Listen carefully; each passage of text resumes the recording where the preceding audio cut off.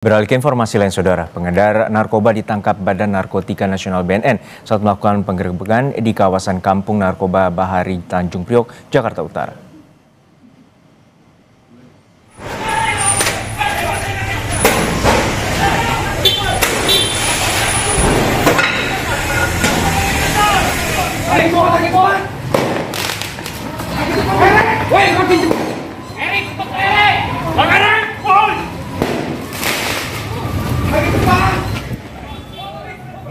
Saat penggerebekan, anggota BNN sempat diserang dan usai menangkap sejumlah pengedar narkotika di Kampung Bahari, anggota diserang warga menggunakan petasan, kembang api, dan senjata tajam. Polisi sempat menembakkan gas air mata ke arah warga, namun akhirnya memilih mundur dan membawa pelaku yang telah ditangkap.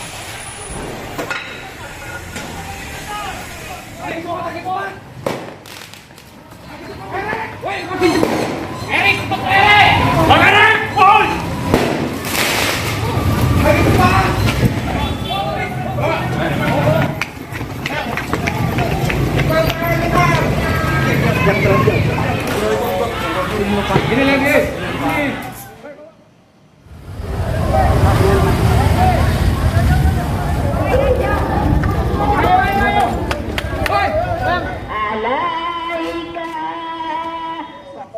Selain menggerebek rumah-rumah warga, anggota gabungan juga melakukan penggeledahan di tenda pinggir rel kereta. Diduga modus mendirikan tenda di pinggir rel agar para pemakai tidak ketahuan petugas saat menggunakan narkotika.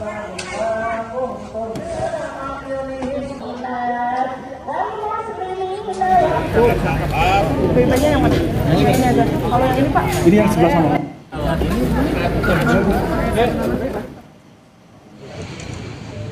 Mengungkap modus yang dipakai pengedar narkotika untuk menarik calon pemakai menggunakan narkotika. Selain menangkap pengedar, barang bukti berupa ganja, sabu, dan bong disita.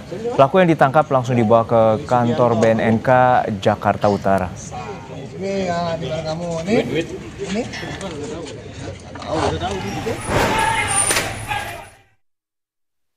Tiap orang yang hadir ke sana diajak untuk masuk ke dalam. Kemudian di dalam mereka minta untuk mencoba atau beli barang dari hasil yang sudah mereka siapkan terhadap bong-bong yang ada di lokasi. Oke. Pak, tadi sempat ada perlawanan.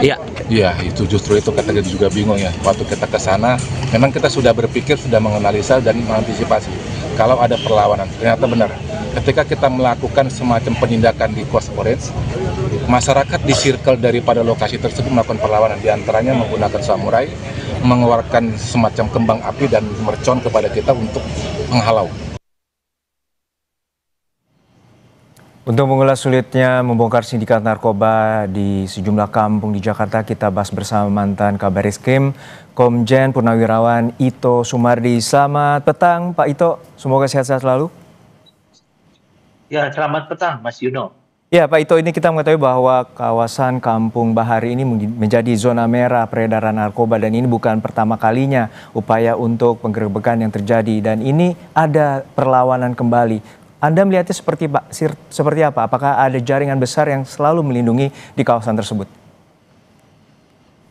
Baik Mas Yuno, saya kira pengalaman saya dulu ya, saat tahun 80-an itu kan di daerah Senen, kemudian juga Kampung Ambon, Kampung Makassar, Kampung Bahari itu sudah sejak dulu itu menjadi target daripada untuk penegakan hukum terhadap penggunaan narkoba. Meskipun dulu masih levelnya itu jenisnya ganja dan lain sebagainya, ekstasi dulu ya. Sekarang ini kan kita sudah tahu masalah narkoba ini itu sudah sedemikian masif, sistematis, terstruktur, sudah menyebar secara luas di seluruh Indonesia dengan berbagai modus maupun jaringan yang sangat rapih, bahkan dilindungi ya di satu tempat itu menjadi semacam satu hal yang memang sulit untuk bisa melakukan penegakan hukum karena masyarakat di sana melindungi. Kenapa demikian? Tentu ini juga terkait dengan masalah ekonomi ya.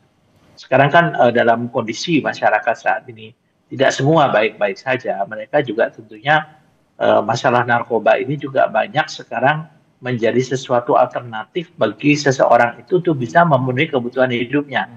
Nah, otomatis bagi orang lain juga, ya sesuai dengan pengalaman saya dan beberapa literatur ya, itu juga kalau orang misalnya dalam keadaan susah, kalau dia sudah menggunakan narkoba, itu mungkin dia bisa sementara dia bisa menghilangkan permasalahan yang ada di dalam kehidupannya dia.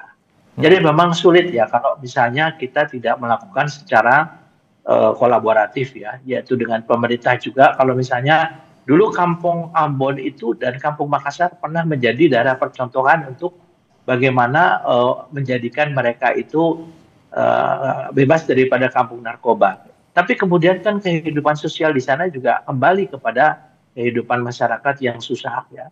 Dan di sana kan sesuatu yang itu udah merupakan hal yang biasa, Mas Yun. Ya, saya kira kembali lagi itu mungkin menjadi salah satu alternatif karena memang kita tahu bahwa narkoba itu adalah meskipun risikonya besar, tapi dia bisa menghasilkan sesuatu jaminan finansial yang cukup signifikan. Persoalan ya mereka nekat. Persoalan sosial ekonomi menjadi PR tersendiri, namun ini ada bentuk kamuflase di permukiman warga dan juga ada perlawanan warga bahwa melihat pada 2022 lalu juga polisi sempat menggerebek dan upaya membunyikan petasan adalah sebuah sinyal dan kemudian mereka juga memasang CCTV. Artinya ini terorganisir dan menurut Anda jaringan mana yang kemudian kalau berdasarkan pengalaman Anda ini terus berlangsung hingga saat ini? Ya, yang pertama kan lokasi ya. Lokasi pusat di sana itu mereka semakin canggih untuk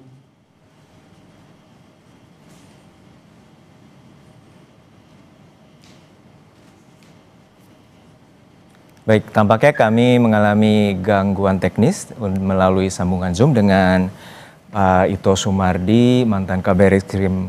Untuk saat ini bahwa polisi telah menangkap 18 orang terkait dengan penggerebekan Kampung Bahari yang diduga menjadi tempat pengedaran narkoba. Polisi juga BNN menyebutkan bahwa ada 6 titik di mana menggerebek tempat pengedaran narkoba di kawasan Kampung Bahari.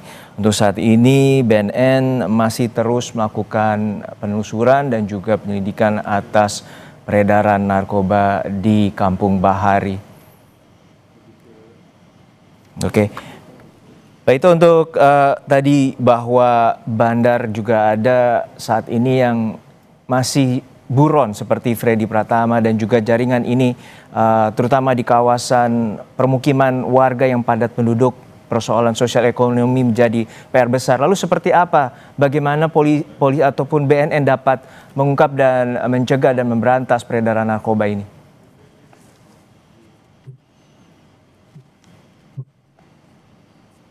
Pak Ito? Halo? Iya, jadi gini Mas Yuno ya, kalau kita melihat permasalahan narkoba harus dilihat daripada aspeknya secara komprehensif ya.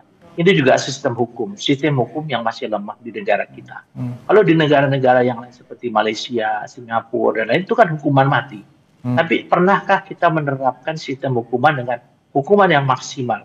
Tanpa ada hukuman yang maksimal, justru mereka akan menjadi pengedar-pengedar yang ada memanfaatkan di lapas-lapas. Kita tahu kemarin kan, salah satu artis yang sekarang di Nusa Kambangan, dia dari pengguna kemudian dia menjadi pengedar. Pengedarnya di mana? Di lapas. Tentunya ini kan sistem keamanan juga harus menjadi perhatian ya di lembaga. Kemudian sistem hukum. Orang itu dihukum kalau hanya dia dihukum seperti itu kan berkali-kali, sering sekali. Ya, contoh salah satu artis yang berkali-kali dia kena ya. Dan ini kan menunjukkan bahwa sistem hukuman kita terhadap masalah narkoba masih lemah ya. Sehingga tentunya ini harus bisa menjadi satu pertimbangan. Karena memang bukan hanya mengandalkan pada masalah sosial ekonomi ya, itu menjadi salah satu faktor. Artinya BNN harus membongkar sindikatnya begitu ya Pak ya? Betul. Sindikat itu tidak mudah Mas Juno. Saya ngalami betul.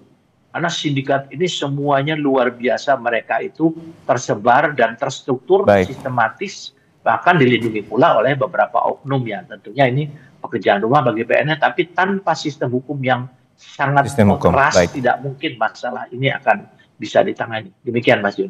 Penegakan hukum dari sistem hukum menjadi PR utama untuk memberantas narkoba di Indonesia. Sekali lagi terima kasih berbagi perspektif bersama kami di Kompas Petang, mantan Kabaireskrim Komjen Purnawirawan Ito Sumardi. Sehat-sehat selalu Pak.